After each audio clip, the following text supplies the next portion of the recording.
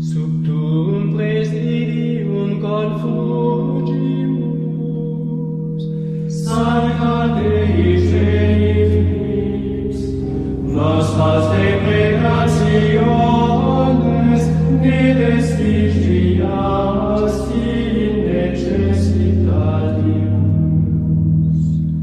Bronze Podcast número 29. Comigo, Diogo Bronze, e com a Sara Bronze. Boa noite. Hoje o podcast será sobre a família católica. Tenho preparado alguns textos, algumas dicas, por assim dizer, de citações de papas sobre a família católica, o que é e como é que as famílias devem viver, especialmente nestes tempos hoje em dia tão conturbados. Não vou entrar em detalhes muito particulares, eu penso que isso será bom fazer noutro podcast, dicas práticas para os dias de hoje. Mas hoje queria falar de uma perspectiva mais teológica também e de facto mais espiritual. A Sara hoje conseguiu juntar-se, portanto é sempre bom voltar ao original e pronto, vamos conversando. Não é por muito tempo, não é? Estamos quase a ter outro bebê. Pois, exatamente. Portanto, aproveitamos agora estas últimas semanas. Então, sobre a família católica. Queria começar por explicar e por dizer que vivemos numa época em que a sociedade, depois de ter sido católica durante séculos, se tornou completamente profana e pagã.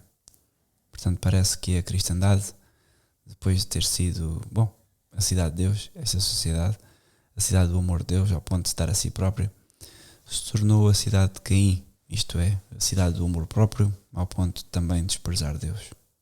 Já não temos Deus na sociedade, nas escolas, na política, e portanto esta ausência de Deus é uma batalha que acaba por se tornar muito ingrata para as famílias.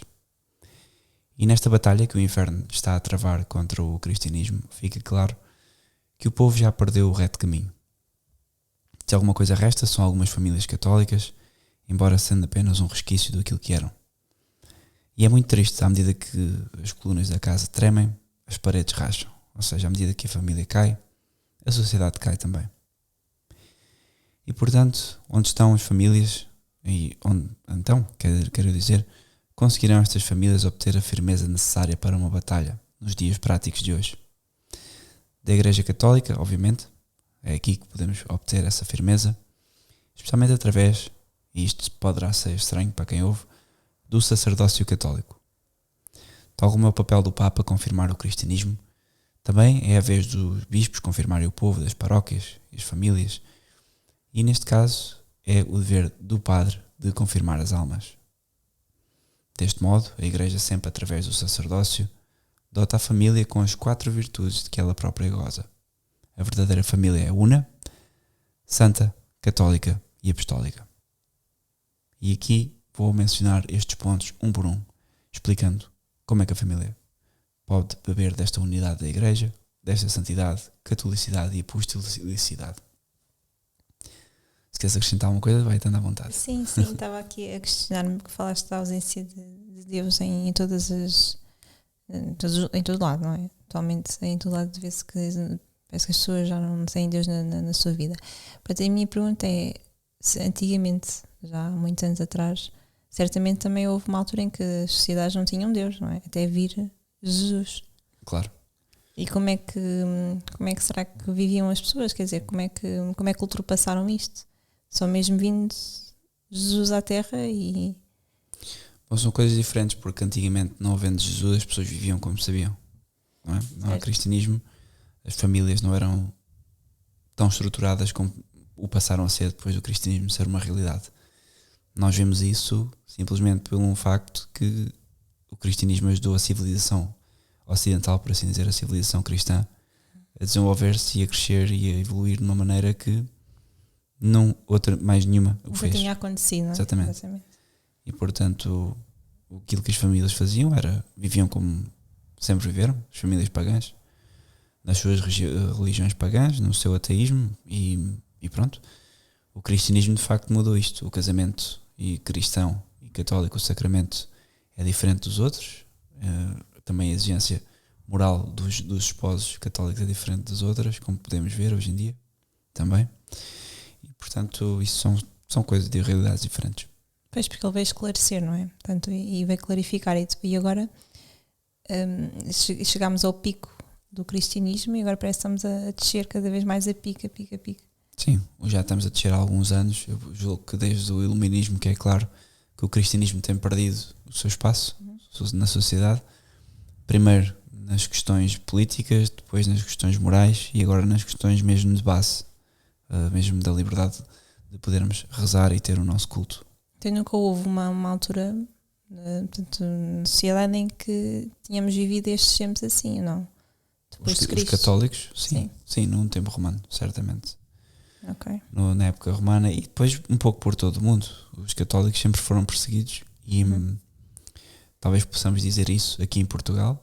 Em Portugal nunca houve uma perseguição tão grande como há hoje, mas eu acho que no resto do mundo a realidade que nós temos em Portugal não existe. Igrejas a cada esquina, Santuário de Fátima, um país católico, foi fundado por católicos, portanto nós falamos muito do que está a acontecer agora, que é uma desconstrução deste Ocidente, mas isto é uma... Teve a globalização, não é? Sim, mas este é um achado. Portugal é um país que não existe mais nenhum outro.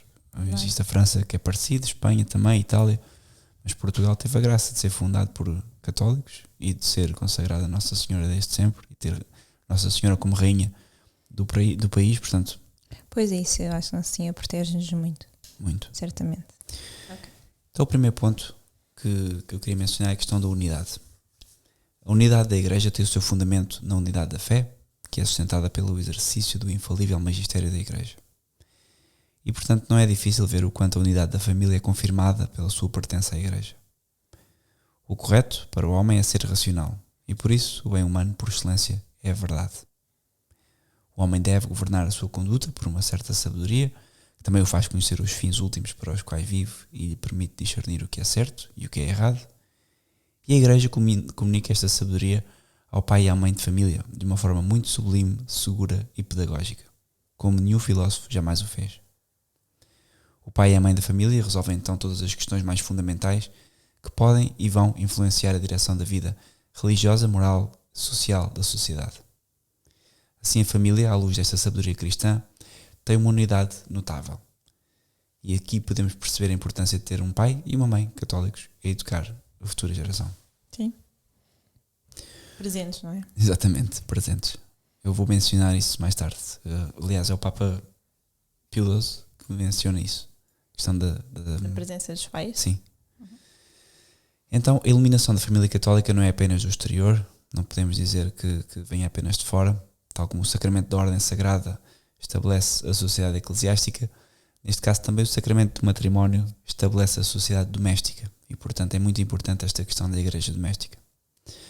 A firme unidade da família cristã baseia-se nesta sabedoria que recebe da igreja e nada mais é do que uma participação desta mesma unidade que a própria igreja emana. Agora, por muito pouco tempo que se pense nisto, torna-se claro que depende essencialmente tudo isto do sacerdócio católico. E eu vou sempre mencionar nesta parte o sacerdócio católico, apesar de as famílias já não terem um sacerdote a morar entre elas ou perto delas, porque estamos longe das nossas paróquias tradicionais. Mas a verdade é que o sacerdócio é importantíssimo. Em primeiro lugar, porque a sabedoria cristã foi exposta com a autoridade do próprio Cristo, pelo magistério dos papas e dos concílios. Mas além disso, que os pais podem também ser instruídos nesta matéria e para isto precisam dos sacerdotes, cuja ciência e sabedoria é bem diferente de um leigo. Portanto, claro, que orientam, não é? Exatamente. Os pais, portanto, estão atarefados certamente com as famílias, muitas vezes precisam de orientação de sacerdote. Sim, e não são versados em teologia muitas vezes. Portanto, os pais devem ser instruídos em sabedoria cristã e alcançar um sentimento católico, mas muitas vezes as suas ocupações, o dia-a-dia, impedem-nos de se dedicarem plenamente à teologia. E, portanto, é esse papel que o padre tem, com especial dedicação, estudos e também graças especiais. E, portanto, tal como a saúde corporal, para a saúde corporal os pais precisam de serem suficientemente instruídos no cuidado dos filhos, também para a saúde espiritual precisam de sacerdotes que assim confirmam esta unidade da família. Outro ponto importante é a questão da santidade. A segunda nota que eu queria mencionar é que a santidade na Igreja flui dos sacramentos. Portanto, a família católica participa nesta nota de santidade da Igreja precisamente por causa do sacramento do matrimónio, claro, que não só santifica a união dos esposos, mas faz do casamento um grande mistério, inserindo-o no mistério da Igreja, como diz São Paulo, cito, este mistério é grande, mas eu compreendo-o em Cristo e na Igreja. Portanto, o fim para o qual a família católica é constituída, o bem comum que os cônjuges procuram na união, é certamente e efetivamente a santidade, pois é bastante claro que o fim primário do casamento é, ponto número 1, gerar descendentes para serem levados ao céu, é a santidade dos filhos, ou seja, o nosso principal papel é dar almas para louvarem a Deus, Nosso Senhor, só isto, porque Deus merece ser louvado. E também o fim secundário, claro, que é a ajuda mútua, é a ajuda de santificação dos esposos, que é a segunda obrigação deles. E portanto, assim, o fim certo, claro e eficaz da família católica é a santidade, mesmo com, claro, toda a inconsistência e fraqueza pessoal que se põe em evidência diariamente. A este respeito, então, a virtude que aparece como a mais bela flor, como principal adorno e gala da família católica, é a castidade. A atração sexual, claro, é certamente a paixão humana mais forte, uma vez que Deus a associou à função mais importante, que é transmitir a vida, e portanto nela a desordem do pecado original será também mais evidente, e qualquer pessoa casada sabe que é assim. Mas ao elevar os olhos na união conjugal, o casamento cristão dignifica e eleva o próprio ato conjugal, tornando um meio para um fim sagrado. E portanto a graça do sacramento contribui especialmente para isso. É por isso que na família católica a atração dos sexos é mantida no melhor equilíbrio, uma vez que luta contra a devassidão sem cair na ocultação puritana. Daí que já falámos sobre aqueles casais que casam e vivem castamente.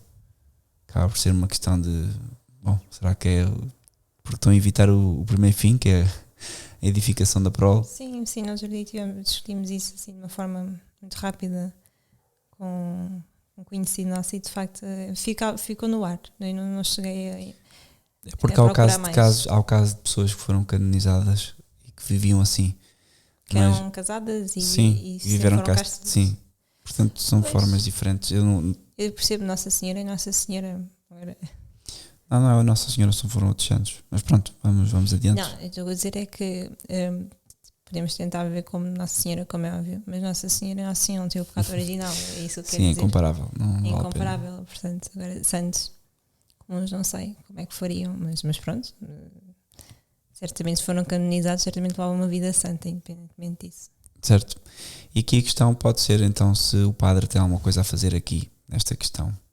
E claro que sim, obviamente a ordenação à santidade pode ser chamada direção espiritual. E é um ofício especial do pároco no que diz respeito às famílias.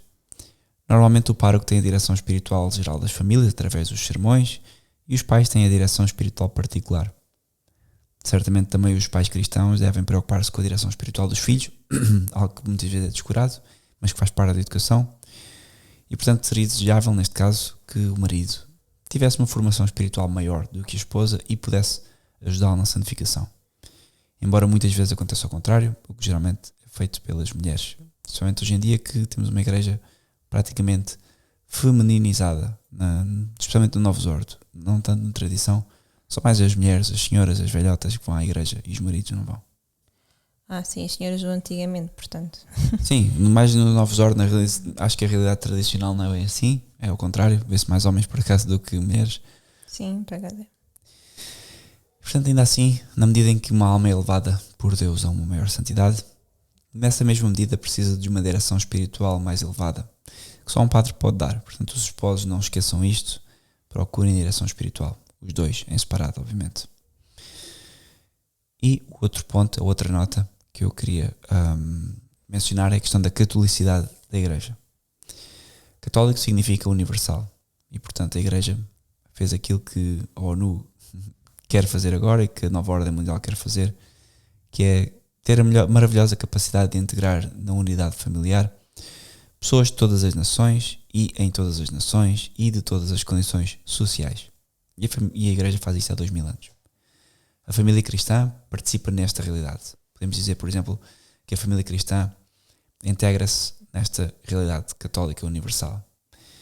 E a virtude da qual provém esta nota da Igreja é uma virtude dupla face: caridade e obediência. Caridade aqui é óbvio, a caridade que São Paulo inculca especialmente aos pais e diz aos homens até: maridos, amai as vossas mulheres, tal como Cristo amou a igreja e se entregou por ela para a santificar. É o amor divinizado. Através deste amor natural, ou do amor natural dos esposos, os cônjuges amam os seus próprios filhos de uma forma muito diferente da dos outros. Mas, quando a caridade cristã informa com o mesmo amor natural, os pais deixam de ver os seus filhos como seus, para os ver como algo do Nosso Senhor, como tesouros de Deus que lhes são confiados. E então depois compreendem o valor infinito de uma alma.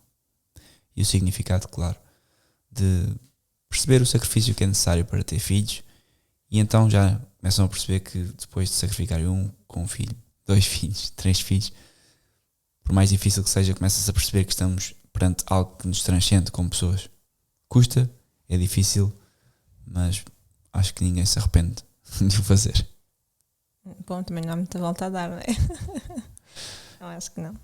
Penso que não, pelo menos nós não. Se bem que podemos ver isso noutra perspectiva, que é muita gente muitas mães, infelizmente, que abortam os seus filhos, que dizem que estão arrependidas por terem engravidado e depois arrependem-se do oposto, não é? De os terem morto. Mas pronto, isso também já é outro patamar. Exato. Depois também começam a perceber que aos olhos de Deus, não só os filhos, mas também as pessoas que trabalham em casa passam a ser parte da família. As pessoas com quem lidam diariamente, nas lojas que frequentam, no talho, na mercearia. E portanto é assim que a família cristã se integra e tende a tornar-se grande. Tem muitos filhos, tem grandes laços com os seus próximos. Tende a acolher como família aqueles que trabalham não só em casa, mas na sociedade. E então torna-se uma sociedade forte, com base na família. E portanto exorto a todos os casais católicos a serem esta luz no dia-a-dia das pessoas, nas vossas vilas, nas vossas cidades, no vosso bairro e, claro, mais difícil, na vossa família. A obediência, que é a outra face da caridade, também é importante. A obediência deve brilhar particularmente na esposa. Diz São Paulo: esposas, sede sujeitas aos vossos maridos, como ao Senhor, pois o marido é a cabeça da esposa, como Cristo é a cabeça da igreja. A esposa ama facilmente o marido porque é mais afetiva e também por necessidade, uma vez que está presa pelas crianças. Mas este amor deve ser cristão, marcado pela humildade e apresentação. De facto, enquanto o marido governa à destra, fora de casa, e da casa para fora, relacionando a família com a sociedade, a esposa governa à dintra, tendo o exercício do Ministério do Interior. Isto dá-lhe um enorme poder. O marido não sabe o que se passa em casa, a não ser através dos olhos da sua mulher. E é ela que pode abrir caminho para os filhos e fazê-los responder ao seu comando, ou fechá-lo e fazer uma revolução em casa, como tantas vezes se assiste. Agora foi uma grande verdade. E é tão fácil cair neste erro, porque basta uma pequena zanga que a esposa já fica chateada com o marido, ou com o marido já fica chateada, e acabamos por ver que se torna quase uma guerra campal. Sim, mas não se pode pôr a hierarquia em jogo, não é? Pode haver, o que é normal haver zangas entre esposos. Sempre ouvi dizer que isso faz parte dos casamentos. Mas não se pode pôr em causa a hierarquia, quer dizer, claro. Zangam-se, mas depois tem que passar, amanhã já está tudo bem. E muitas vezes o que se vê mesmo, hoje em dia, especialmente com a questão da igualdade, que depois já vamos falar mais para a frente, a igualdade de tarefas, que é uma coisa que é um problema gigante, acaba por trazer acaba por minar essa hierarquia, porque se fazem os dois o mesmo, se os dois mandam o mesmo, não há uma hierarquia verdadeira. Sim, exatamente. E portanto a mulher pode sempre fazer uma revolução, como já vem fazendo desde a época desde que Eva comeu a maçã. E é engraçado que o demónio sempre quer ataca a mulher. Exatamente. E portanto o que pode um general fazer sem os capitães fiéis? Nada. A submissão da mulher é a alma da casa e não pode existir sem humildade cristã. Portanto é difícil, assim como é difícil qualquer tipo de exigência moral católica, mas faz parte de uma hierarquia e de uma família católica. E portanto, como é que a paróquia também confirma a catolicidade da família? Pela espiritualidade eucarística. Não há catolicidade, ou seja, universalidade, sem Eucaristia. E portanto, antes de mais, porque só participando no sacrifício de Jesus Cristo, por amor a nós, o pai e a mãe podem aprender a sacrificar-se por amor a si próprios. Além disso, também só diante do altar é que a dignidade cristã de cada alma se manifesta, ao vê-la receber a comunhão. porque é ali que se vê os poderosos e os fracos, e os ricos e os pobres, as crianças, os estrangeiros, todos que recebem Deus igualmente. E é ali que o marido percebe que deve respeitar a sua esposa quando vê os seus casais ou os seus amigos, porque é ali que também que nós vemos os exemplos dos outros, e é ali que nos encontramos todos com Cristo. Ali os pais veem que os filhos são de Cristo e não seus, e que os filhos dos outros são tanto de Cristo como os seus, e que a criada, ou que as pessoas trabalham para si ou para a sua empresa, não são menos do que eles perante o amor de Nosso Senhor. E portanto a igreja pode tornar-se uma grande família ao reunir os seus filhos à volta desta mesa eucarística. E é uma pena que tenhamos perdido isto na sociedade, porque de facto as famílias, o conjunto de famílias na paróquia, é sem dúvida a riqueza social, e é daqui que brota certamente a cristandade e a evolução. E quando eu digo evolução não no sentido pejorativo, mas toda a magnificência da cultura ocidental, por assim dizer. Sim, por isso é que é importante, portanto, as famílias darem-se umas com as outras, não é? Os tais encontros sociais fazem parte até mesmo para aprendermos uns com os outros e partilharmos coisas uns com os outros, e para os nossos filhos fazerem amizades também cristãs, não é? Católicas. Sim, essa parte é especialmente importante, especialmente no mundo em que vemos tanta gente que já vive sem Cristo. Era bom dar aos filhos amigos que não sejam extraterrestres, ou seja, porque a sensação deles, especialmente se quem envia os filhos para a escola, seja pública ou privada, é igual, e sendo que os filhos frequentam a missa tradicional, a sensação que nos dá é que estamos sempre a interagir com alienígenas, não é? Pessoas que vivem de uma forma diferente à nossa, que nos rejeitam, muitas vezes porque há coisas que nós não fazemos, há comentários que não tecemos, há vícios que não temos. Sim, em especial os miúdos uns com os outros, não é? Portanto é importante criar estes laços de famílias comuns. Sim, se possível. Se bem que também é bom, nós católicos podemos lidar com pessoas que não são de facto católicas para poder fazer algum tipo de apostolado, não é? Isso claro. faz parte, sim, dos colegas da turma, e normal que haja uma festa, uma coisa qualquer, que os miúdos são convidados para este tipo de eventos, e acho que aí é muito bom mostrar a educação, fazer apostolado, não é? Sim. Isso leva-nos ao quarto ponto, que era o último, que é a apostolicidade da igreja. Portanto, a igreja é católica, apostólica. Claro. E então, neste caso, a apostolicidade, a igreja intitula-se apostólica porque Cristo a fundou sobre os 12 apóstolos, claro, sobre os seus dons e doutrinas, transmitidos plena e fielmente de geração em geração. E, portanto, dizer a igreja é apostólica é o mesmo que dizer que é tradicional. E agora alguém ouve isto e fica, como assim? E o mesmo deve ser dito da família católica, que ela é tradicional, porque nela se transmite exatamente e em toda a sua pureza o que foi recebido. Tanto a vida natural como a vida sobrenatural. Tanto a língua e a cultura como a fé e a herança católica. E, portanto, neste sentido, a família é verdadeiramente o fundamento da nação, de todo o legado acumulado pelos pais, que são responsáveis por transmitir fielmente depois de o terem recebido. E é por isso que a família católica sabe que a chave para a felicidade não é ser inovadora, mas é permanecer como sempre foi. Fiel a si própria, à hierarquia familiar, aos dons naturais e sobrenaturais. E portanto esta nota da família cristã está associada a outra dupla virtude, que é a fidelidade ao que foi recebido, a perseverança na sua transmissão e, claro, evitar a novidade. Mas a família católica também não recebe devidamente a sua herança apostólica dos seus avós, mas também dos padres. Nunca nos esquecemos disto, que eu volto sempre, o padre aqui é a pessoa central, neste caso o padre, a paróquia, porque obviamente que os avós podem não ser católicos, como é já o caso da nossa geração, e portanto é destes sacerdotes e das suas homilias e palestras que nós vamos beber os conhecimentos para sermos uma família católica. E portanto se calhar temos que começar a pôr em causa algumas, não sei, tradições familiares, se temos familiares que não são católicos, se estamos habituados a passar o Natal de uma certa maneira ou a Páscoa de uma certa maneira, temos que pôr essas coisas em causa, não é? Como fizemos e que tanto custam. De facto é uma boa questão, porque estamos perto do evento do Natal, não é? E nós próprios já nos questionámos sobre isso, não é? Até que ponto é que de facto passar o Natal com a nossa família que não é católica, é pagã, não é? Até que ponto é que estamos a fazer também bem aos nossos próprios filhos? Não é? Até que ponto é que estamos a passar bem a mensagem do Natal? Sim.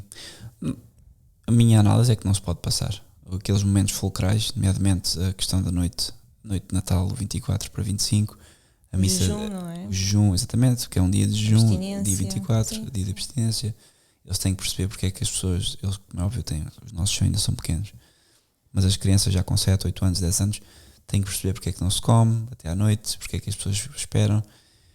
Sim, não fazer do Natal tudo o que do material, não é? Os Sim. presentes ser a essência do Natal, quando faz parte dos miúdos, mas não é. Sim, isso até acredito que se possa ter esse costume de dar uma prenda, não é por aí. É mais o problema é que Sim, mas na não minha fazer disso claro. o sentido na central. minha família, por exemplo, o dia 24 é já passado tudo a comer. Nem sequer Jesus nasceu, portanto são formas diferentes de estar na vida. E aqui quem nos transmite a verdade são os sacerdotes. Claro.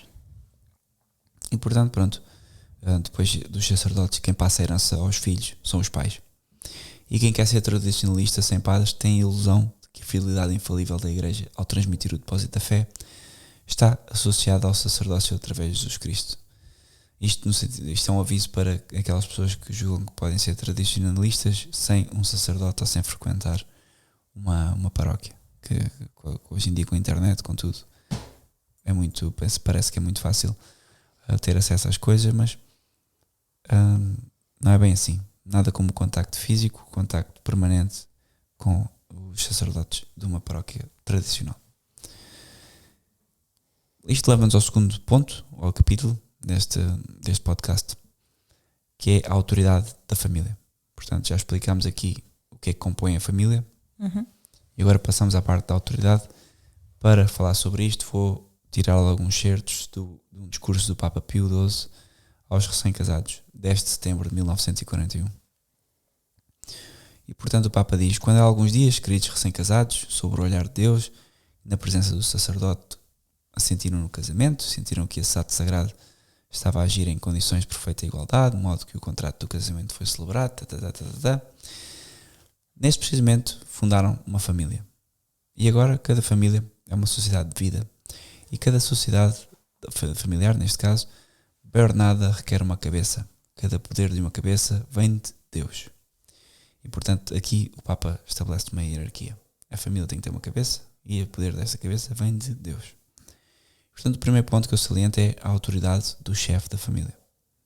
Portanto, a família que fundaste, diz o Papa, agora estou a citar o Papa, tem uma cabeça investida por Deus com autoridade sobre a família que lhe foi dada como companheira para formar o seu primeiro núcleo e sobre aqueles que com a bênção do Senhor virão para aumentar, como rebentos vigorosos em torno do tronco de oliveira.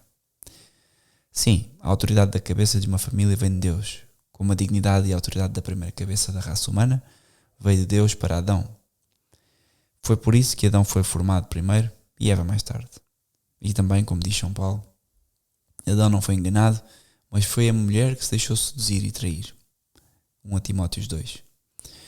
A curiosidade de Eva em olhar para o fruto proibido, por assim dizer, por trocar o paraíso terreno com o paraíso celeste, e a sua conversa com a serpente, quantos danos causaram ao primeiro homem, a si próprio, a todos os seus filhos e a nós. E Deus, como castigo por este pecado, além de multiplicar as suas preocupações e dores, disse-lhe que ela permaneceria submissa ao seu marido. Gênesis 3, 16. E aqui o Papa exorta: ó esposas e mães cristãs, nunca ceda à sede de usurpar o cetro da família. O vosso cetro deve ser colocado nas vossas mãos pelo apóstolo dos gentios, ou seja, para vos salvardes através da procriação de crianças, se vos mantiverdes na fé, caridade e santidade com modéstia. Faz referência aqui a 1 Timóteo 2. E continua o Papa: é verdade que os que foram batizados em Cristo se revestiram dele, escreveu São Paulo. São todos filhos de Deus e já não há diferença entre masculino e feminino, pois todos são um em Cristo. Está na carta aos Gálatas 3, 26. Sem, no entanto, na igreja e na família, como sociedades visíveis, a condição de ambas é diferente. De ambas as pessoas, masculino e feminino, é diferente. É por isso que o mesmo apóstolo disse também: quero que saibais que a cabeça de todos os homens é Cristo, e a cabeça da esposa é o marido, e a cabeça de Cristo é Deus. 1 Coríntios 11. Portanto, tal como Cristo, como homem, está sujeito a Deus, e cada cristão está sujeito a Cristo, do qual é membro, assim também a esposa está sujeita ao marido, que em virtude do casamento se tornou uma só carne com ela. O grande apóstolo advertiu os convertidos de Corinto da necessidade de recordar esta verdade, porque muitas ideias e costumes do mundo pagão poderiam facilmente ter sido esquecidos. Não sentiria ele, talvez, a mesma necessidade de reiterar este aviso hoje, se falasse aos cristãos? As condições de vida, e esta parte é muito importante, as condições de vida que derivam atualmente do estado económico e social, pela entrada do homem e das mulheres em fábricas, escritórios e vários empregos, tendem a gerar e introduzir praticamente uma ampla paridade das atividades das mulheres com as dos homens. Marido e mulher exercem frequentemente profissões da mesma categoria, fazem o seu trabalho pessoal com uma contribuição quase idêntica para o orçamento familiar, ao mesmo tempo que pelo seu próprio trabalho são obrigados a levar uma vida bastante independente um do outro. Entretanto, as crianças que Deus lhes envia, que supervisão recebem? Que custódia, que educação, que instrução? Muito frequentemente são entregues desde o início a mãos estranhas, formadas e guiadas por outros mais do que pela sua mãe, que é separada deles pelo exercício da sua profissão. Quão estranho é que o sentido da hierarquia familiar seja enfraquecido e diminuído ao ponto de se perder, se a regra do pai e a vigilância da mãe não conseguirem tornar a vida doméstica agradável. Isto é mesmo assim. Agora que estou a ouvir e estava a ouvir com atenção, não é? Tu estavas aí a ler, de facto começa-me a fazer muita confusão como é que se coloca em causa, não é? Pôr os nossos filhos fora de casa horas e horas com pessoas estranhas. Eu sei que não é uma decisão fácil, porque cheguei a ler em muitos fóruns online, mães que ficam aflitas com ter que deixar os filhos com 4 meses, com 6 meses, bebezinhos ainda bebês de amamentar, não é? Com outras pessoas, quer dizer, que era uma aflição, e conheço o caso. Nós conhecemos um caso próximo de uma mãe que abdicou mesmo do trabalho e do orçamento familiar, começou a fazer esforços financeiros, porque não conseguia a aflição que era deixar o filho com uma pessoa estranha, e o próprio filho que chorava e que não queria, e mesmo após um determinado período de adaptação, não se adaptava de maneira alguma a estar fora também. É uma coisa que é natural e deixou de ser, não é? Parece que deixou de ser visto como uma coisa natural. Parece que os meninos estão mal habituados, e com 6 meses, com 8 meses. Eu acho que também as pessoas esquecem-se como é que começou a escola pública, porque é que a mulher começou a ir trabalhar. Não sabem sequer, eu acho que não se esquecem, elas simplesmente não sabem. Sim, não sabem. Porque já nós mulheres, eu falo por mim, na minha geração, nós mulheres já crescemos como se isto fosse uma coisa normal e natural. Certo. E aliás, quem não faz até é um anátema, é uma coisa à parte. Sim, também conhecemos casos assim. Infelizmente a escola pública começou porque em 1917, com a revolta bolchevique na Rússia, houve a necessidade de formar os comunistas perfeitos, e portanto não houve melhor plano do que enviar as mulheres para a fábrica para trabalhar, convencê-las de que a mulher, porque quem está a ouvir isto e souber a evolução do marxismo, eu não vou explicar isto em detalhe, mas basicamente o marxismo, um dos princípios básicos do marxismo é a destruição da família, porque a família, como célula individual e autossustentável na sociedade, nunca vai ser uma família, nunca vai ser marxista, ideologicamente. E o que acontece é que a forma de perverter esta célula foi precisamente desfazê-la em termos morais e também desfazê-la depois em termos hierárquicos. E eles conseguiram isso porque incentivaram em massa as mulheres a trabalhar, invocando, claro, a questão da independência. E depois o objetivo nem sequer era esse. O objetivo era ter acesso às crianças. Porém, as crianças não quisessem fazer mal às crianças, atenção. Que queriam apenas indoutrinar as crianças e formá-las e torná-las o comunista perfeito. E se vocês forem pesquisar o nome de uma senhora chamada Kollontai, uma senhora na Rússia, e Kollontai com K, Kollontai,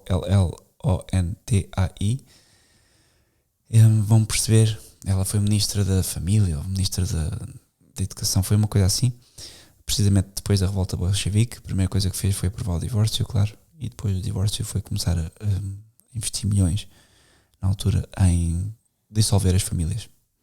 Depois, mais tarde, eles perceberam que ela avançou de tal forma nessa agenda que o próprio Partido Comunista na Rússia mandou-a para a Noruega expulsa, porque a imoralidade na Rússia era de tal forma gigante que a própria sociedade comunista não se estruturava. Então os índices de fertilidade eram baixíssimos, então ela teve que sair do país, ela e os outros todos que depois também advogavam essa imoralidade permanente. É muito curioso, mas só para fazer a ponte para esta questão das escolas e de terem os filhos na escola, as pessoas já nem têm ideia do porquê que fazem isso. Não sabem. Eu penso que essa tentativa de fazer uma doutrinação desde berço foi bem sucedida, porque quer dizer, é o que se faz hoje em dia. E as pessoas que estão a ouvir o podcast podem estar a pensar, então, mas vocês estão a falar de barriga cheia ou algo do género, não é? Porque o Diogo pode ganhar muito bem ou de alguma forma ter alguma ajuda. Não, são mesmo escolhas que são mais fáceis de fazer quando os filhos são muito pequenos. Eu, por exemplo, no meu caso, tomei a decisão de ficar em casa foi desde que o Francisco, o nosso primeiro filho, nasceu, não foi? Foi por aí. Sim, quer dizer, depois tiveste que acabar a faculdade e tal, mas não foi um trabalho. Sim, mas, ou seja, exatamente, eu fiquei em casa praticamente desde que ele nasceu. E eu acho que é mais fácil assim, porque começamos a adaptar-nos financeiramente, não é? Começamos a perceber os custos que isso tem e onde é que nós podemos esticar, onde é que nós podemos encolher, do que quando já são crescidos e a mãe já está a ganhar um certo salário, o pai está a ganhar um certo salário e a vida já está feita para aqueles 2 salários, que quando falta um, aí já há problemas. Portanto, Mas é toda uma concepção também social. Há muitas pessoas que não abdicam de viver na capital, que não abdicam de ter o carro, a moto, ou 2 carros, ou viagens, ou uma casa de férias. Portanto, eu penso que aqui cada caso é um caso e não podemos estar a julgar isto. É mais uma questão de não se pense que é porque o homem ou a mulher ganham bem. Tem a ver com escolhas. Nós, por exemplo, infelizmente, de quem me dera ganhar melhor, e a verdade é que nós não viajamos, não fazemos muitas coisas porque estamos a construir uma vida e, portanto, tudo o que ganhamos praticamente ou vai para a casa ou vai para coisas que são coisas que vão durar.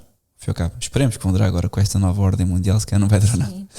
Sim, mas exatamente, precisamos fazer escolhas que sejam prudentes e a maior escolha neste caso foi a habitação, não é? Nós abdicámos de viver na capital, que é um luxo hoje em dia. Acho que é um win-win, é que nós não nos interessava viver na capital e, por incrível que pareça, é mais barato viver fora da capital. Sim. E portanto win-win, sem dúvida. Sim, no nosso caso sim, mas depois também há outra vertente. Também uma vez falaste e de facto faz todo sentido, que é também houve este aproveitamento de a mulher está a trabalhar, está fora de casa, então o preço das coisas também aumentou porque há mais dinheiro. Duplicou tudo. Então as mães que podem só ouvir o podcast não têm que se sentir mal, como é óbvio, sobre este tema, porque é bastante complicado, cada caso é um caso. E eu percebo que hoje em dia quem já tem uma vida feita, a contar com os 2 salários, deve ser muito complicado abdicar de um, porque de facto as coisas são tão caras. Sim e não. E digo sim e não porque é como as pessoas quando me perguntam, e há muitas pessoas que perguntam, na minha cidade não há missa tradicional, ou na minha cidade não há e o que eu digo às pessoas é mude de cidade, simples. E as pessoas ficam escandalizadas porque como tem missa nova ou como tem uma coisa menos boa, mas que existe, satisfazem-se com isso. E esse princípio de vida está completamente errado. Ou seja, o que se nota nisso das pessoas da cidade, etc., são os princípios que é que estão a priorizar. Certo, ok.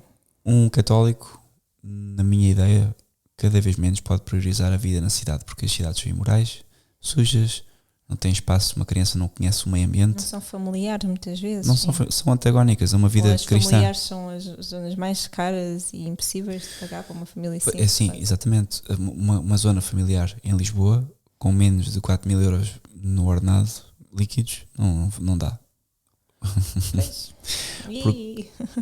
Porquê? Porque depois põe-se a questão.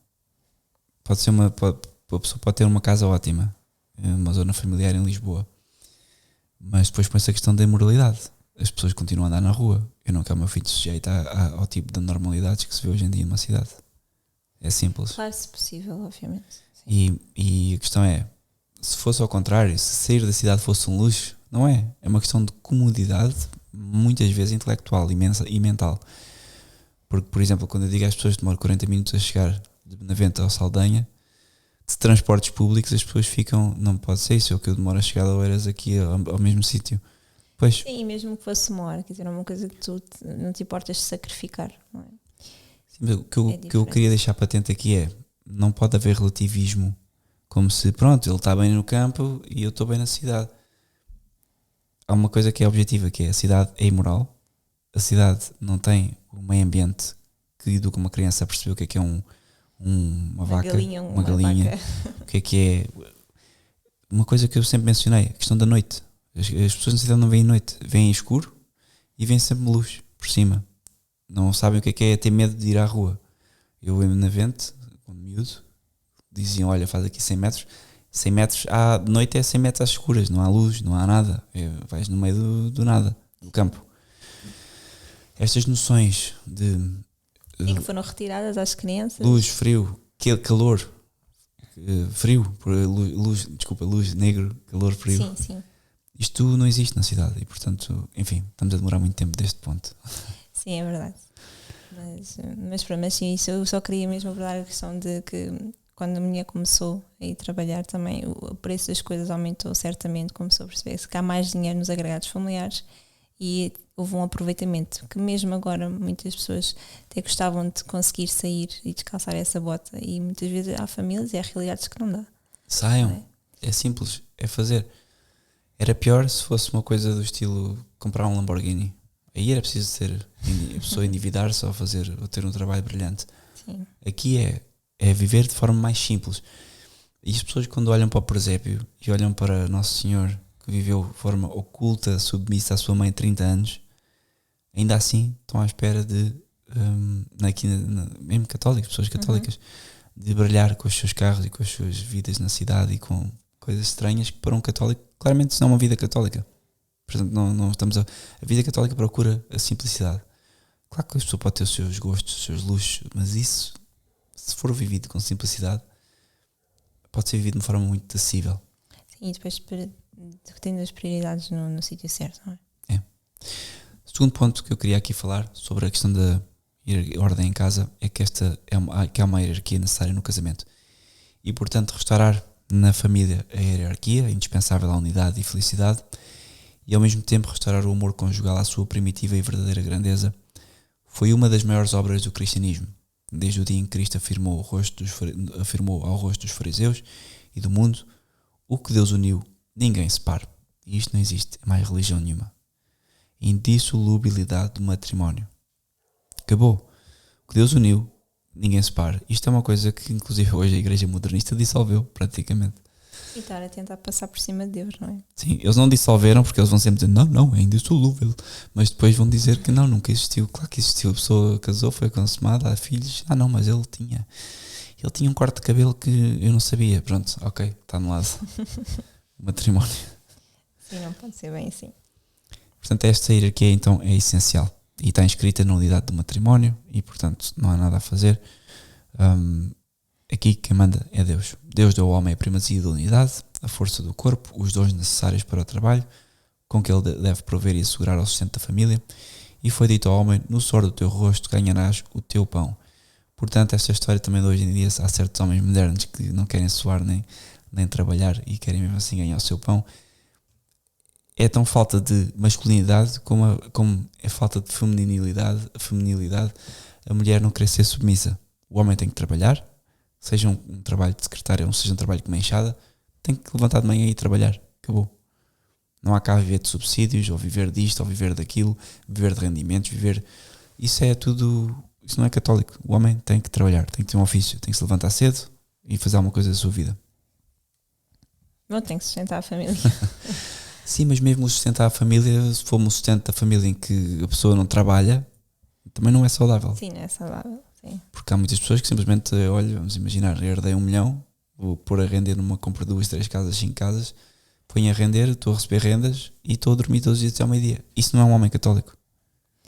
Certo. Até pode fazer isso, mas a seguir, levante-se na mesma e vá fazer alguma coisa.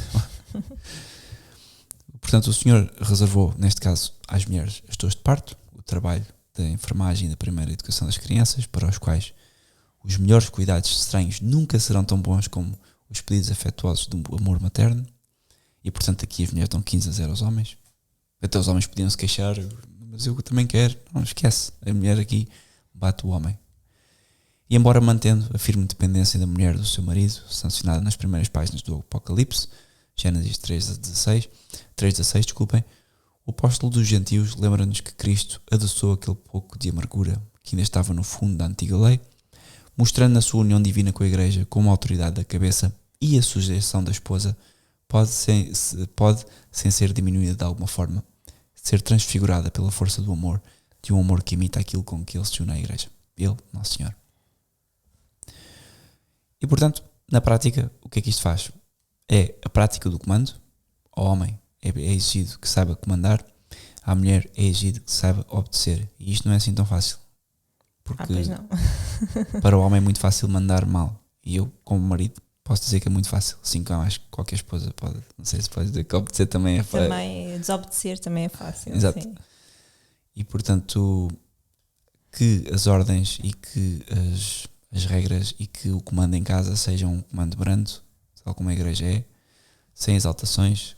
Há coisa que é sempre difícil para os homens, pelo menos para mim. Pronto, ok, meia culpa. e que seja bem feito. Portanto, vós maridos fostes investidos com autoridade, cada um de vós é o chefe da família, com todos os deveres e responsabilidades que este título significa e implica. Não hesitem, portanto, em exercer essa autoridade. Também não se encolham destes deveres, também não fujam a estas responsabilidades, porque isso é outro problema dos homens hoje em dia. É não decidirem, não fazerem. E, portanto, a indolência, o descuido, o egoísmo e a distração não devem fazê-los desistir do leme do navio da sua casa, confiado às mãos dos homens. E, portanto, aqui também chama a atenção para isto. Tem que haver um equilíbrio, não é? E quando nós estamos desequilibrados, ou mesmo não estando desequilibrados, olhar sempre para a Nossa Senhora e perceber o que é que ela faria neste lugar. Exatamente. No lugar, como é que agiria, não é? Sim, a Nossa Senhora para vocês e São José para nós. Peço desculpa. O São José é um exemplo ótimo, mas é engraçado que eu estava a ler aquele tratado da verdadeira devoção à Nossa Senhora. Se bem que, desculpa, deixa-me Sim. perguntar, deve ser mais fácil lidar com uma senhora que não tenha pecado original do que com uma que tenha o pecado original. Portanto, São José, se calhar, neste sentido, teve a vida um bocadinho mais facilitada. Não sei imaginar. Acho que devia ser extremamente estranho. Estranho no bom sentido. São José devia se sentir uma pulguinha ao pé de Nossa Senhora. Porque eu não esqueci que estamos a lidar com uma pessoa com umas graças infindáveis, inumeráveis, uma beleza inumerável, cujo olhar não tem nunca um resquício de maldade, cujas palavras nunca têm duplas intenções e cujas escolhas e decisões são sempre perfeitas. Pois, como é que se lida com uma pessoa assim, não é? Não estamos habituados. Não se lida, obedece, simplesmente. E eu, que São José, ainda que fosse São José o decisor da casa, estou em crer que em tudo aquilo que Nossa Senhora lhe pedisse, tal como Jesus lhe é também submisso, São José era também submisso. Sim, mas neste caso São José não sabia. Sabia, claro. Que não sabia até Nossa Senhora receber a visita do anjo, não é? Certo, tudo bem. Mas mesmo isso, assim ele teve que receber uma visita de um outro anjo. Certo, mas isso é outra parte. Isso é outro assunto. Antes, ele, claro, mas não sabendo, quer dizer, o que eu quero dizer é não sabendo, Bom, ele agiria de uma forma mais natural. Agora, sabendo que estás a lidar com uma pessoa que vai conceber, isso ele não sabia. percebes? Aí, se calhar, o nível. Mas ele sabia certamente que Nossa Senhora era especial, porque sim. não esquecer que Nossa Senhora Claro. era Destacava, não é? Não, e era filha de quem era? Filha também de Santa Ana. E isso já se sabia, tanto que quem arranjou, quem deu a casar, São José, a Nossa Senhora, foi o sumo sacerdote do templo, se não estou em erro. E portanto houve uma escolha, conta a tradição, que houve uma escolha de quem seria o varão indicado. E portanto o varão que se aplica para casar com uma senhora assim é porque já havia uma fama de santidade muito grande em torno daquela senhora. E isso por acaso foi tema de conversa há pouco tempo, porque lendo o Tratado da Verdadeira Devoção fico cada vez mais sem palavras para descrever Nossa Senhora. E a minha questão aqui é a questão da beleza de Nossa Senhora, porque uma pessoa assim, eu duvido, hoje em dia temos as ideias de que Nossa Senhora andava no burro, e foi no burro, certamente, e estava ao pé da cruz. Mas eu tenho muitas dúvidas que ela se deixasse ver como nós, como uma pessoa hoje em dia anda com os cabelos descobertos. Tenho quase a certeza absoluta que Nossa Senhora andava quase sempre velada, porque uma pessoa sem pecado original, pura, deve ser de uma beleza de morte. Ou seja, não é possível, deve ser uma beleza quase celestial. E portanto, percebe-se muito melhor quando se pensa isto, como é que São José leva Nossa Senhora para Belém, para o Egito, os problemas que ele deve ter enfrentado em não mostrar aquela mulher ao mundo. Portanto, é como se fosse marca da aliança, tinha que andar guardada e bem guardada. Era um tesouro, não é? Que Sem ela dúvida. andava a carregar. 2, porque depois tinha Jesus na barriga, não é? Sem dúvida. Isto para dizer que de facto, pronto, em relação a lidar com as chatices do casamento, Exato. tentar perceber o que é que Nossa Senhora faria naquele lugar mais para as senhoras. Portanto, homens, tomemos o exemplo de São José, a qual contemplava a Santíssima Virgem, mais elevada e mais exaltada do que ele próprio.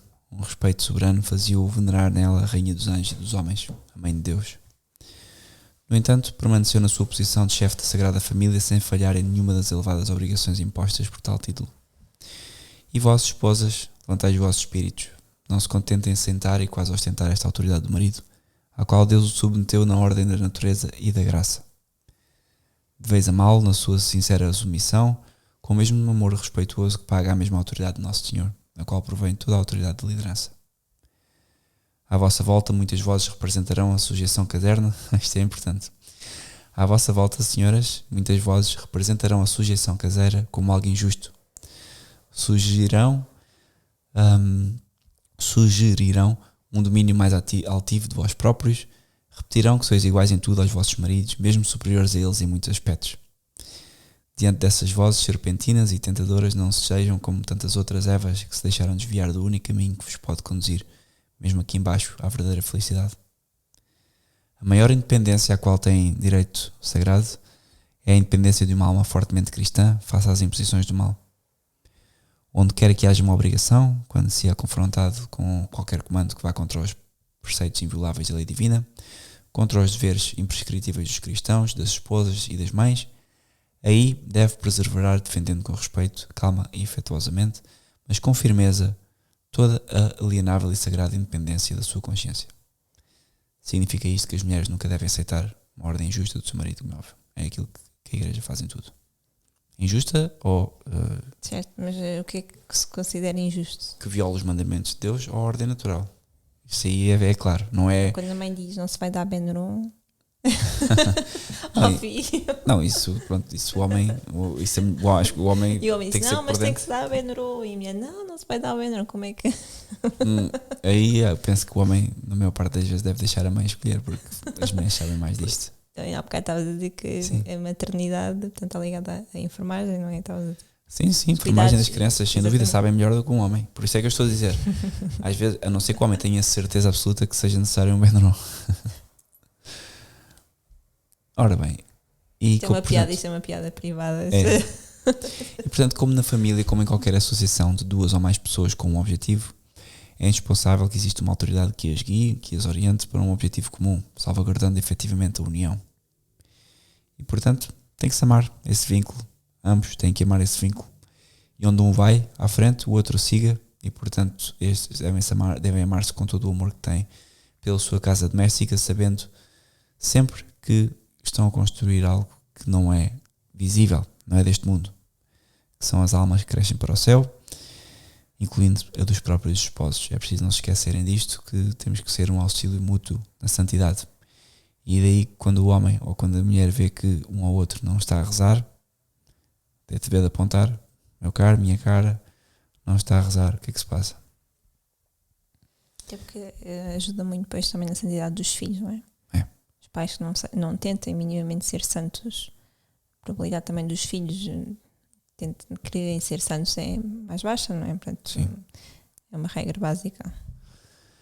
É, e às vezes mesmo os pais não sendo santos, os filhos são santos. Portanto, há pessoas que vão Sim. pegar nestes exemplos e não, mas houve um que veio, não sei do quê. Certo, Deus faz o que quiser com graça que quer Claro. e dispõe a graça como quiser.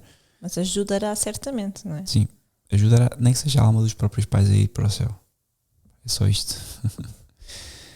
Por último, queria lançar um ponto apenas, que é o lugar de Deus na família cristã. Novamente pego naquilo que disse Pio XII aos recém-casados a 25 de março de 42. Portanto, o Papa Pio XII tinha aqui bons discursos aos recém-casados, na altura em que os papas faziam discursos aos recém-casados. E diz o Papa que no livro de Tobit, inspirado... Queres dizer alguma coisa? Não. No livro de Tobit, inspirado por Deus para ensinar aos homens as virtudes da vida doméstica, é dito que num dia de festa, tendo preparado uma grande festa em casa, Tobit disse ao seu filho: vai buscar um da nossa tribo, aquele que teme a Deus, para comer connosco. E noutros tempos, foi um costume piedoso e amável de muitas famílias cristãs, especialmente no campo, reservarem em festas solenes uma parte da refeição para os pobres, que a providência enviou. Assim chamados a partilhar a alegria comum, isto é o que em alguns lugares chamavam a porção de Deus.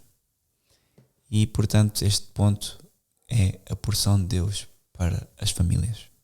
Qual é a porção de Deus que nós em casa deixamos para o próprio Deus? É importante que em casa haja sempre espaço para Deus.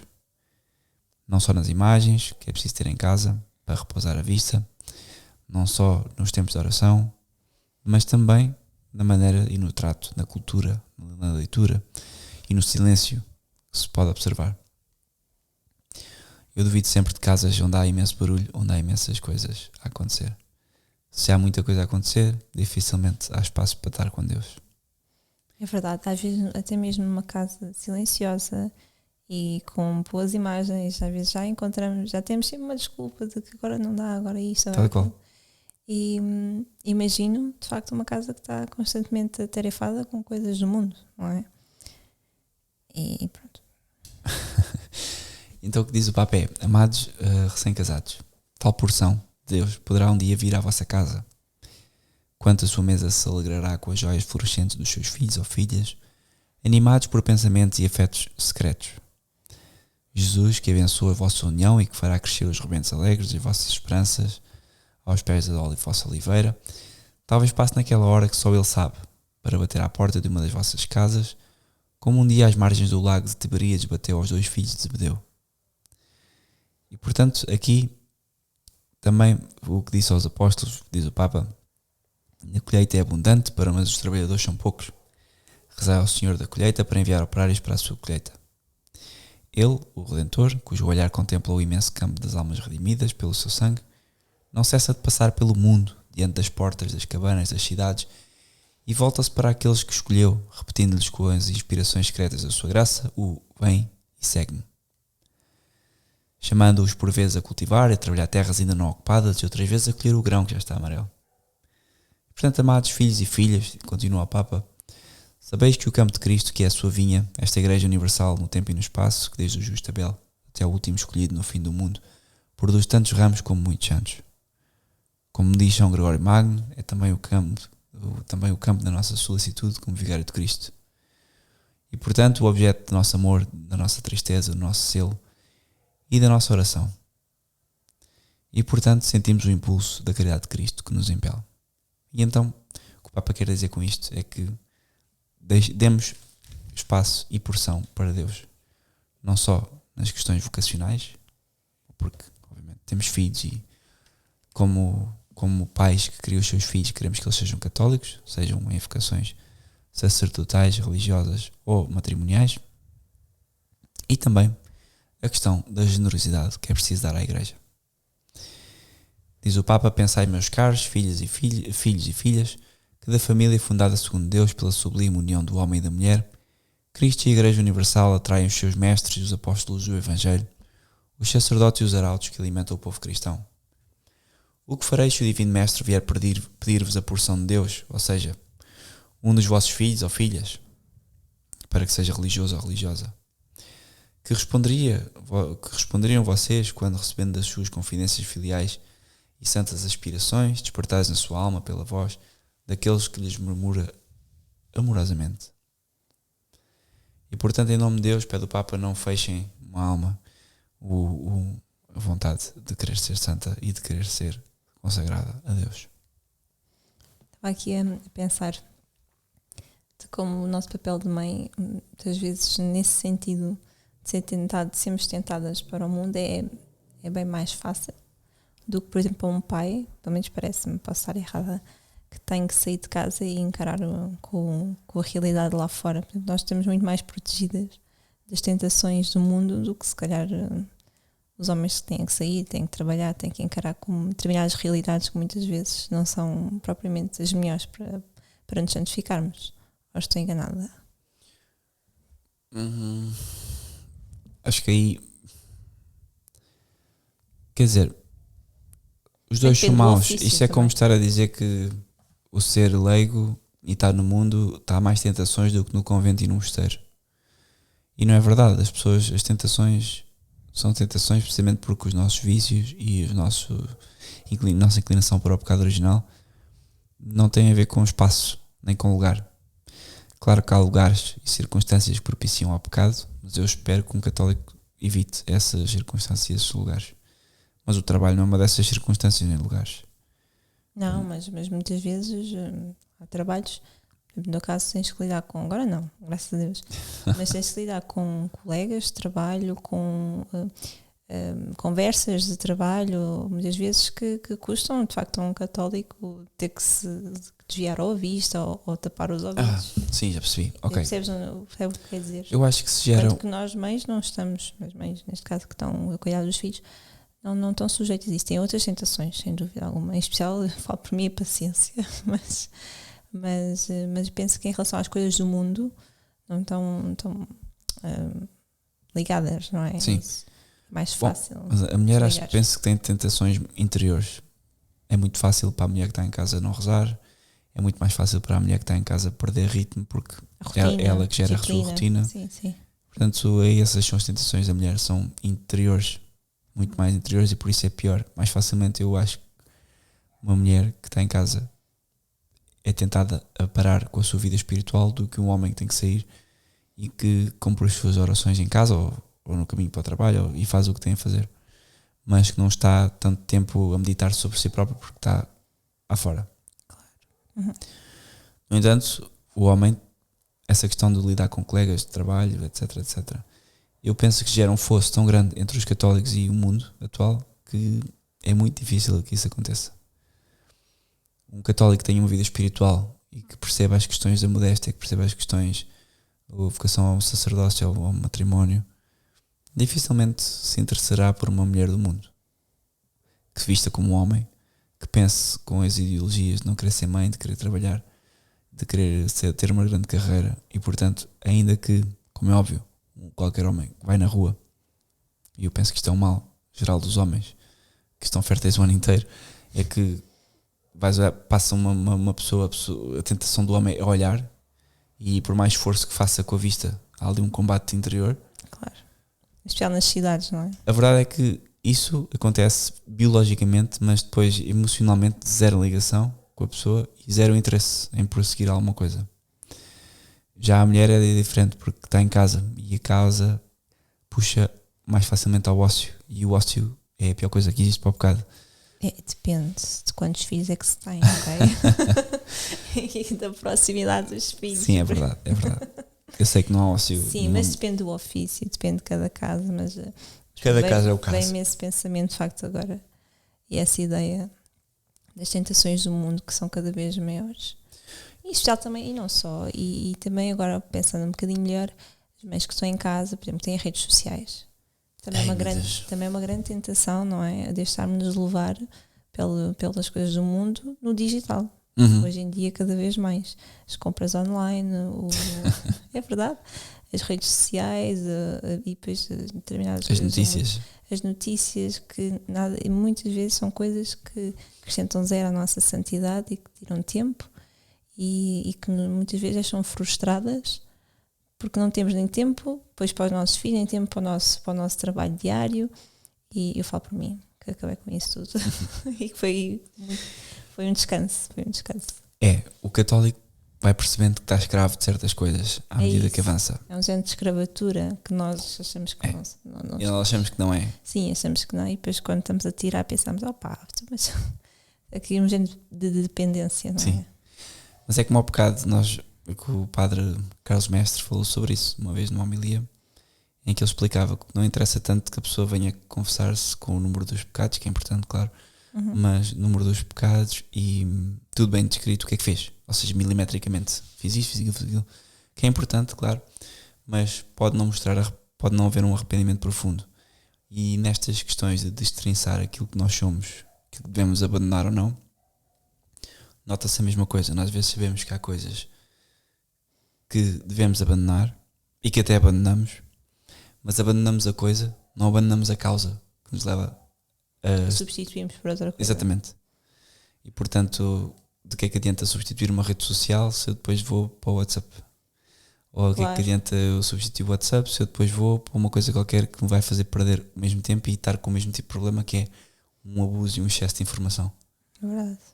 Portanto, mais do que abandonar a coisa, o vício... É cortar. Não é só cortar, é preciso perceber a causa que está ali. O que é que eu vou ali alimentar? Eu estou a consumir ou estou, por exemplo, a questão das redes sociais que se põe hoje, e eu tenho a rede social do podcast, eu estou a consumir ou estou a entregar? Se a pessoa usa a rede social mais para consumo e menos para entrega, é como na família. O pai em casa, a mãe em casa tem que dar mais do que consome, senão torna-se um fardo para a família. E portanto, assim a rede social para a pessoa, assim tudo, aquilo que a pessoa interage, água, comida, a pessoa... Portanto, esta relação tem que ser, depois cada qual com as suas fraquezas, uns mais contra a pureza, outros contra a comida, outros contra a tudo. Eu nunca pensei, agora, passado uns anos de estar na tradição, que eu lidasse tão mal com as questões da comida. Eu tento massacrar-me e tento castigar-me em relação à comida e custa-me. Mas para ti é fácil, é acabar com as castanhas. Acaba-se com as castanhas assadas. Sim, está bem, mas às vezes há coisas que eu olho e digo, eu não vou pegar naquilo. E passado 30 segundos já me esqueci e já estou a pegar naquilo. E isto é um exemplo. Olha, imagina para mim que estou constantemente grávida. Já viste o martírio que é? É bom, estás isenta de qualquer tipo de penitência. Todas as quaresmas e adventos estou grávida. Então, mas isso é uma brincadeira, mas sim, eu percebo o que quer dizer. E tem mais a ver com a causa, exatamente. E depois é estúpido, mas por exemplo, nas questões, no advento, na quaresma, consigo. Ou seja, é aquela época, pumba. Mas é ridículo porque depois no dia a dia, que é o que importa. Ou seja, eu penso, não é quaresma, mas eu vou fazer isto e aquilo e aquilo outro. E como não é quaresma, mando tudo abaixo. Mas enfim, bom, importa, eu penso que nos dois tempos importa, né? Mas cada caso é um caso, cada pessoa tem as suas fraquezas, sim. Vamos concluir então com um apelo do Papa que diz: ajudai então os esposos, ajudai a esposa de Cristo, ajudai Cristo, o Salvador dos homens, mesmo com os filhos do vosso sangue. Ajudai-nos, indignos do seu vigário, fala dele próprio, mas que trazem no nosso coração todos os homens como nossos filhos. Portanto, não acheis inapropriado, amados esposos, se é a bênção apostólica que vos damos, com todo o afeto de coração do nosso Pai, por vós e pelos filhos que vos rodeiam, acrescentemos à oração que o Divino Mestre vos concederá a honra e a graça de escolher entre eles, se lhes agradar a sua porção. E dar-lhe fé e amor para não se lhe negar, mas agradecer-lhe não só como o melhor dos seus benefícios, mas também como um sinal mais seguro da sua predileção por si e do prémio que ele prepara para si no céu. Resumo disto que o Papa disse. Sintam-se gratos caso os vossos filhos sejam chamados a uma vocação sacerdotal e religiosa. Sintam-se gratos com tudo o que Deus vos entrega também em relação aos nossos filhos. Esta porção de Deus parece-me que, apesar de eu não ter citado aqui, muitas vezes também Deus quer as almas dos nossos filhos cedo. E portanto nós não compreendemos porque é que um filho morre, porque é que um filho sobe aos céus logo, e se tiver menos de 7 anos, sobe aos céus certamente, se estiver batizado. E portanto a porção de Deus às vezes manifesta-se assim também, num marido que fica sem mulher, e nós não conseguimos perceber estas questões. Cabe a Deus percebê-las, nós somos bem limitados. Mas deste podcast sobre a família católica, o que eu queria que tirassem é que de facto é uma família antagónica com este mundo em que vivemos.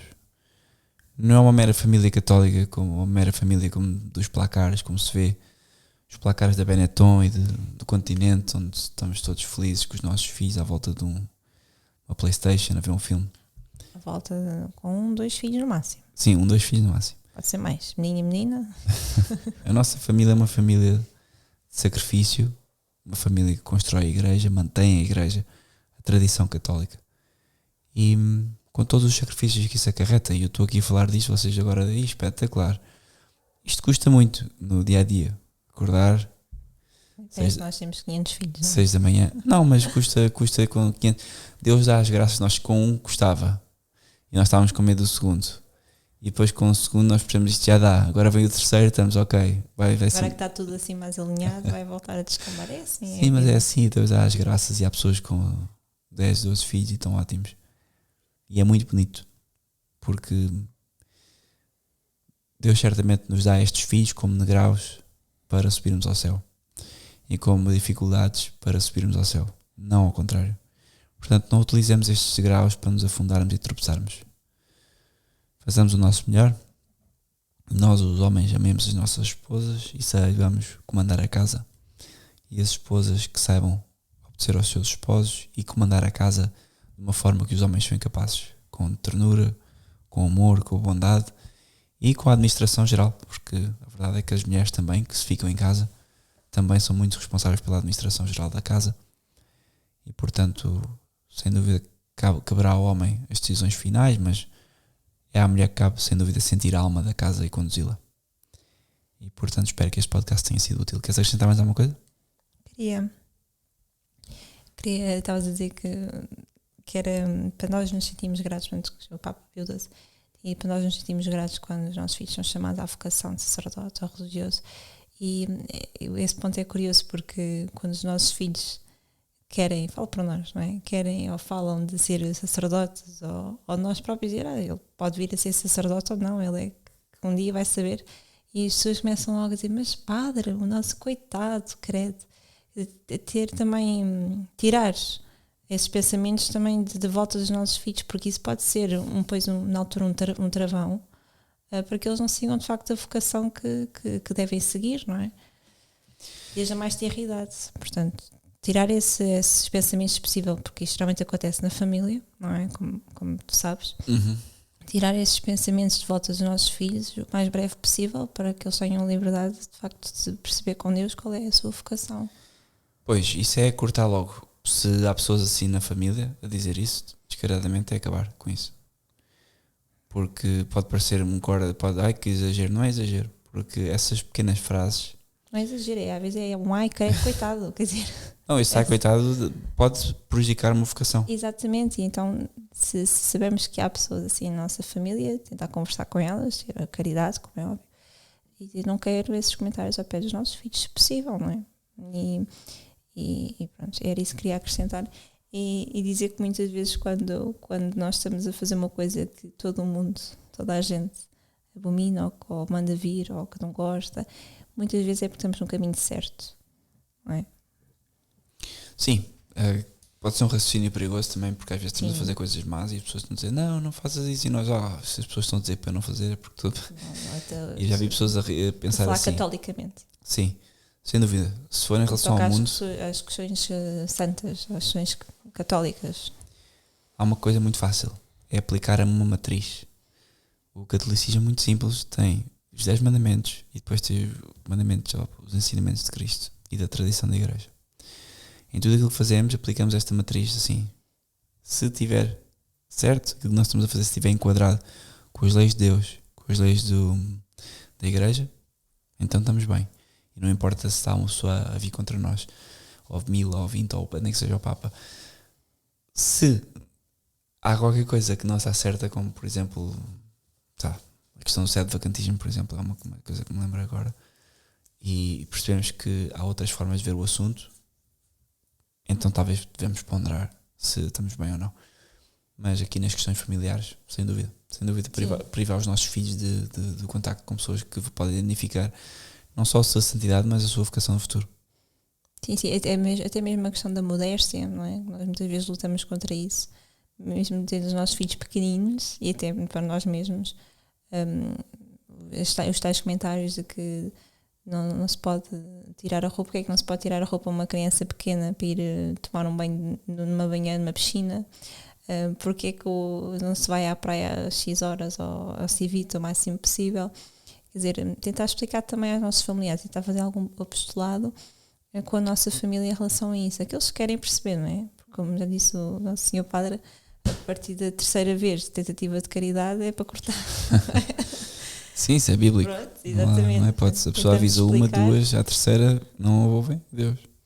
Exatamente. Então tentar explicar as coisas da melhor forma e ter muita paciência, porque também muitas vezes é ignorância e não vão compreender. Pronto. Muito bem. Rezamos Isso. então.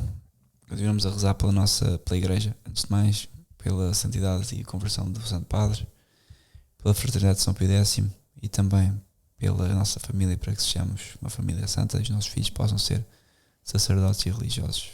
E esta semana, em especial, estamos a fazer todos uma novena, não é? Por causa das missas em Portugal, para que não fiquemos sem os sacramentos. Portanto, Exatamente. pedimos também para colocarem nas intenções o vosso terço diário, se possível. Muito bem. Boa noite. Obrigada, boa noite. Sub tuum presidium confugimus, Sancta Dei Genitrix, nos fas te